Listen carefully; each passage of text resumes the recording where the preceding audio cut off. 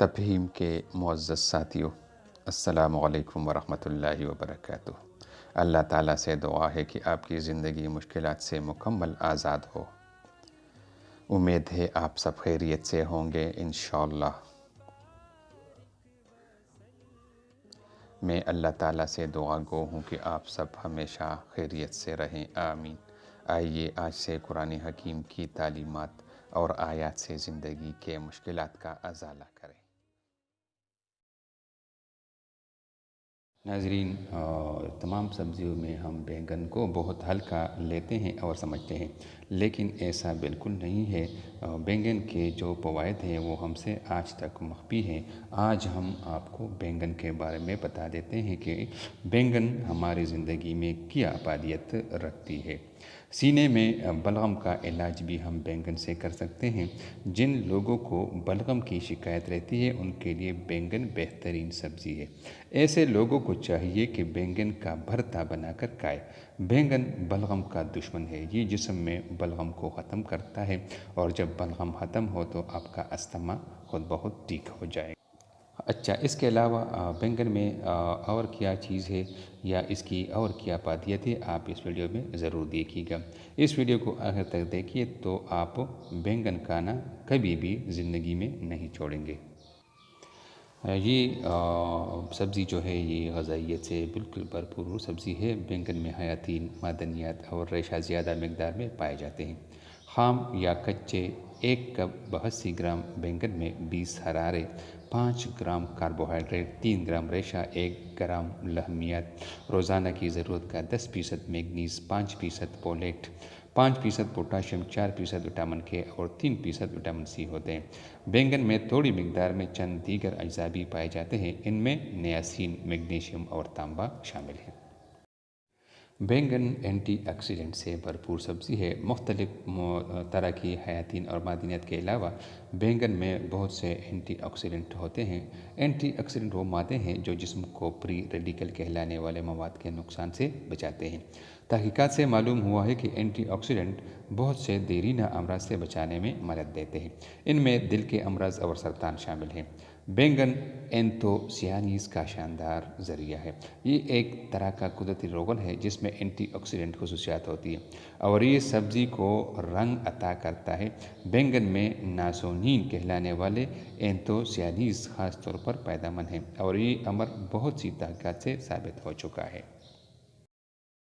بیگن کو امراض قلب میں بھی فائدہ مند پایا گیا ہے۔ اینٹی آکسیڈنٹ مواد کی موجودگی کے سبب تحقیقات سے واضح اندیا ملتا ہے کہ بیگن امراض قلب کے خطرے کو کم کرتا ہے۔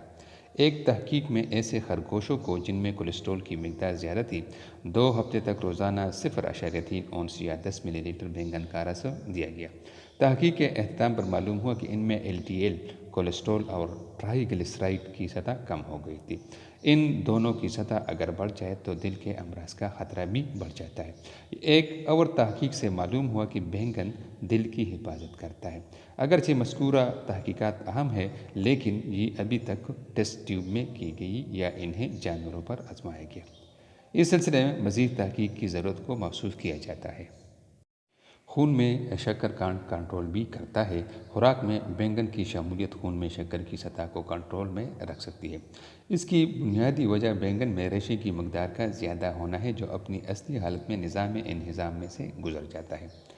ریشہ جسم میں شکر کے انجذاب اور انہضام کی رفتار کو کم کرتا ہے۔ اس سے شکر کی سطح مستحکم رہتی ہے اور اس میں اچانک اضافہ نہیں ہوتا۔